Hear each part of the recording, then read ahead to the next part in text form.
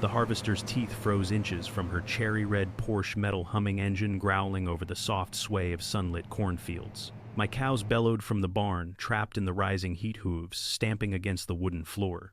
And there she was in my head, Karen, the heavy-set HOA woman, smug from this morning, jamming the barn door with her keys and laughing. It's just for a few hours, darling. I gripped the wheel, inhaling the scent of fresh grass and hot metal. One wrong move could ruin everything, or ruin her. And as I stared down the car, blocking 20 lives behind that door, I realized this was no ordinary morning. Something had to give. But what would happen when it did? Karen didn't wait for me to react. The heavy-set HOA woman waddled across the gravel keys, swinging her oversized yoga tote bouncing against her hip. She planted herself in front of the barn door, arms crossed, and smiled that smug, suffocating smile that said she owned the world, and apparently my farm too. Earlier that morning at the farmer's market, she'd thrown a tantrum over a missing jar of Manuka honey, her voice high-pitched, stomping, echoing across the tents. Half the town had turned to watch mouths open. She accused me of hoarding it for my livestock, which made me laugh until I realized she wasn't joking. She thrived on chaos, control, and public spectacle. Now back on my land, she had escalated. The Porsche was wedged against the barn door, blocking my cows in their heat box, her designer flip-flops scuffing the sun-baked dirt as she gestured imperiously. I tried calling, texting, even walking over to her wellness retreat set up a few fields away, but her personal assistant, stiff-backed and polite to the point of hostility, intercepted me. Karen's grin never faltered. She was in control. She believed rules didn't apply to her, that her comfort and aesthetics outweighed 20 lives depending on me. And in that moment I understood her fully. She wasn't just entitled. She was dangerous, and blissfully unaware of the storm she was about to face. The first note appeared taped to my mailbox, curling in the morning breeze that stirred the tall emerald grass along the fence line. Grass edges sloppy, corn rows uneven. Your farm reflects poorly on the neighborhood. I laughed, shaking my head, watching sunlight glint off the waving stalks of corn. But the goats shifted nervously in the barn, ears flicking toward the wind, sensing tension. Hours later, a photo landed under my tractor seat, the barn perfectly framed, captioned, "Eyes Everywhere." Karen, the heavy-set HOA woman, had taken it herself, waddling across the sun-dappled fields, with her yoga tote bouncing against her hip. No apology, no warning. Just control, arrogance, and performance. I ignored it at first, feeding the animals, checking water troughs, listening to the faint rustle of leaves and the distant bellow of cows. But every detail seemed magnified. The green of the pastures, the shine on the corn, the sway of the oaks lining the property, as though the earth itself was holding its breath, waiting for her next move. By mid-morning, she stepped onto my property. Karen's flip-flops scuffed the sun-baked soil as she waddled past the fence, hands planted firmly on her hips. Her heavy-set frame leaned against the wooden railing of the barn, phone in hand, filming the cows, the goats, even the freshly turned soil. "Just documenting your inefficiencies," she said, voice dripping smugness. Because I worked from home, I could see everything unfold, the shadow of her body sliding across the lush pastures, the sunlight glinting off her phone as she angled it for the perfect shot. She lingered eyes, scanning the green waves of corn, as if the plants themselves were props in her drama. I tried confronting her, gesturing at the overheating barn, but she waved me off with a dismissive hand, heavy-set frame, swaying like a pendulum. Her entourage of weekend yogis laughed softly under her canopy, sipping herbal tea, entirely unaware of the real emergency. The corn shimmered around us, the wind carrying distant bird calls, but I barely heard them. All I could feel was the heat pressing from the barn, the ticking clock of lives dependent on me, and her defiance smirking back at me. Then the Porsche appeared. Cherry, red-polished, parked tight against the barn, doors blocking airflow, trapping my cows in a baking wooden box. The sun baked the cornfields, the tall grasses waving as if urging me to act. I froze for a second, heart pounding. Karen lounged near the edge of the pasture, heavy-set, and oblivious, laughing with her yoga friends, phones raised to film the chaos she'd created. I considered calling authorities, but the driveway was technically private. The air inside the barn grew thick and stifling. The cows' lowing intensified. Their distress cut through the warm morning air like a bell. I taped a warning to the Porsche, walked toward her retreat across the golden green field, and tried reasoning. She ignored me. I climbed into the harvester, adjusting the seat, hands on the wheel, feeling the growl of the engine vibrate through my palms. Sunlight reflected off the blades like steel teeth ready to bite. Slowly, deliberately, I nudged the bumper. A metallic groan echoed across the lush pasture. Inch by inch I cleared space, the barn doors swinging open like a gate to freedom. Fresh air poured in rustling corn stalks, and bright green grass carrying relief to 20 anxious animals. Cows stamped and bleated tails flicking. Karen's heavy-set frame barely registered the movement, still filming, still smug, still thinking she could command everything in her sight. The sheriff arrived just as the sun crested high, casting golden light across the waving corn and green pasture.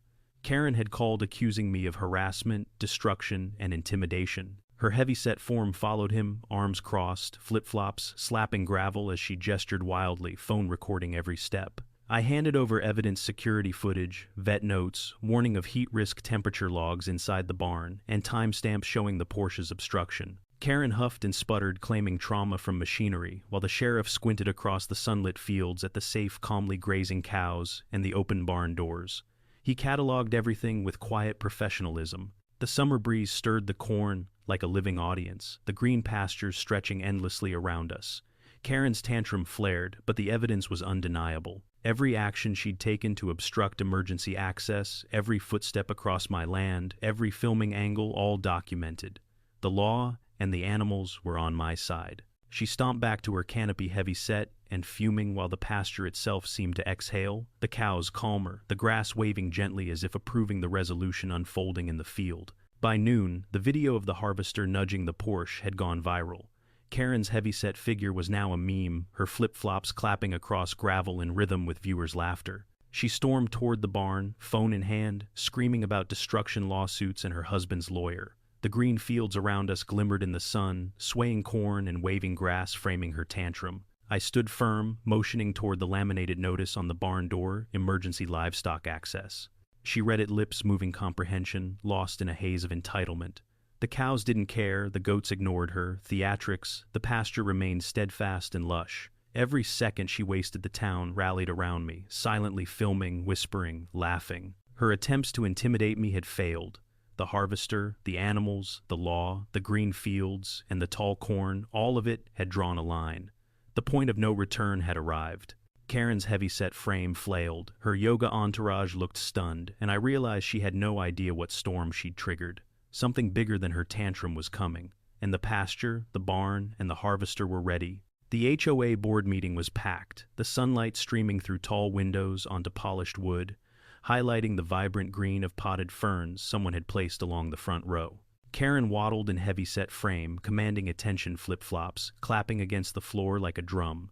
Her yoga tote swung from her arm, and her phone was already recording every spectator. "I've been traumatized," she shrieked, gesturing toward a laminated printout of my harvester next to the crumpled Porsche.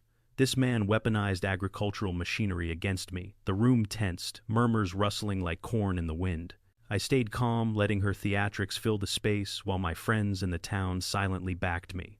Outside, the sunlight spilled across the green lawns and waving trees, almost mocking her performance. She leaned forward, heavy-set, red-faced, expecting outrage. But the room waited for facts, not her fury. Every glare, every dramatic gesture, every exclamation bounced off her like the wind across the fields. It was time for the truth. Martha handed the judge binders, stacked high vet statements, temperature logs, time-stamped video footage of the Porsche blocking the barn, security cam audio of distressed cows. I projected the footage onto the wall. The sunlight caught dust motes in the room, drifting over the green plants, giving everything an almost surreal glow. Karen tried to interrupt, waving her phone, pointing to her yoga mats, claiming psychological distress, but the judge held up a hand. "Did your client attempt to move the vehicle after being contacted multiple times?" Silence. I played the video, showing every step, my warning note, my attempt to reach her at the retreat, the cow's frantic cries. The courtroom was silent, except for the echo of the animal's desperation captured on tape. Karen's heavy-set frame visibly faltered for the first time, her performance of dominance cracking under the weight of indisputable evidence. The judge flipped through the documents, nodded, and leaned back. The room seemed to exhale, the green ferns and sunlight framing the scene like a natural spotlight on justice. The truth was undeniable. She had blocked life-saving access and caused a preventable emergency. The verdict was silent but lethal. All evidence favored my action as justifiable during an emergency. Karen's heavy-set frame sagged, her grip on the yoga tote loosening. She tried one last protest, voice-cracking flip-flops, scraping the polished floor, but it fell flat. Outside, news crews had already gathered, capturing the collapse of her narrative. She stormed past them, heavy-set and huffing, muttering about lawsuits and injustice, her carefully curated influencer image unraveling. Her attempt to weaponize HOA power and social media fame had backfired spectacularly. Meanwhile, my community rallied. Green pastures and waving cornfields waited patiently outside, silent witnesses to the chaos that had erupted from arrogance meeting consequence. My cows grazed calmly, unaffected by the spectacle, the barn doors open and safe. Karen's heavy-set form disappeared down the street, her power gone, her theatrics defeated. The harvester gleamed in the sunlight near the barn, a steel sentinel against entitlement. The surrounding fields lush and untouched. Proof that, when laws, life, and land align, even the biggest egos can be toppled. And though the battle was over for now, the memory of her arrogance remained a cautionary tale, etched into green fields, crumpled chrome, and a town that would never forget. The barn doors swung open, sunlight spilling over the lush green pastures, brushing the waving corn and freshly mowed grass with golden light. My cows grazed lazily tails, flicking content after the chaos. Martha brought over lemon bars, setting them on the hay bales outside, while Roy and the weekend intern snapped photos of the harvester polished and gleaming, standing sentinel beside the barn. Neighbors stopped by waving, shaking hands, thanking me for standing firm. The vibrant fields, the rustling leaves, and the distant oaks seemed to hum approval. Even the wind carried a sense of calm triumph across the pasture. Karen's heavy-set frame was gone from the scene, but her shadow lingered in stories, whispered and chuckled over. I inspected the barn and surrounding fences, ensuring every gate was secure, water troughs full, and animals safe. The sun glittered off the green fields, the birds sang lazily, and the world felt firmly back in order. For the first time in weeks, the farm felt like mine again.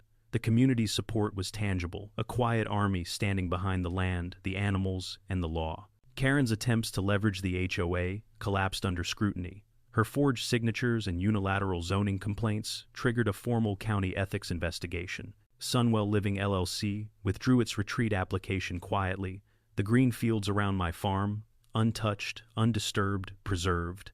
The provisional conservation easement I had filed months earlier was now fully recorded, securing a buffer of land along the southern boundary, protecting my livestock and crops from any future encroachment. Her legal threats, claims of emotional trauma, and attempts to weaponize her husband's wealth fell flat. The sheriff, the judge, and multiple town officials confirmed my actions had been justified. Karen's heavy-set figure, once looming over fields and fences, disappeared from public meetings and local events. Her influence evaporated as quickly as her retreat plans, leaving the fields lush, vibrant, and entirely mine. Even the crumpled Porsche became a symbol of justice mounted on a steel platform between two trees at the southern boundary, a warning to anyone thinking they could casually overstep. Above it, a hand-painted sign read, "Block this barn. Now guards the land. Private property. Keep out. This machine has history." Tourists stopped for photos, children climbed into the driver's seat pretending to save goats, and the community laughed and celebrated the spectacle. The harvester, the Porsche, the green pastures, they all told the story more vividly than any courtroom ever could. Weeks later, a man in a tailored suit arrived at my front door, representing Karen's husband. He offered a ludicrous settlement to remove the Porsche monument and stay silent about the disputes. I smiled, declined politely, and handed the folder back with one sentence: "Keep your check." I've already been paid in full by a town that remembers who fed it when the roads were blocked and the air was too hot to breathe. Life returned to a peaceful rhythm. The pasture thrived green, and waving the corn healthy animals grazing freely, and the harvester stood gleaming beside the barn bow tied to its railing, a gift from an anonymous neighbor, perhaps or the universe. The Porsche remained mounted, sun-bleached, and symbolic, a permanent reminder of consequences. During local agriculture week, we decorated the harvester with streamers and a sign reading "Emergency Response Vehicle." Children climbed in, adults laughed, and the town celebrated resilience over entitlement. Karen's heavy-set shadow lingered only in memory. Her schemes had failed. As I stood at the edge of the pasture, watching the sun dip behind the waving corn, Roy handed me a cold drink. The fields were green, the animals content, and the harvester silent, waiting like a sleeping dragon. I turned toward the barn, inhaled the scent of fresh grass and hay, and smiled. The battle had ended. The land was safe. The cows were fed. And anyone thinking of blocking a barn in this town would remember the earth pushes back, and sometimes that push comes with steel teeth, local laughter, and a whole lot of mooing.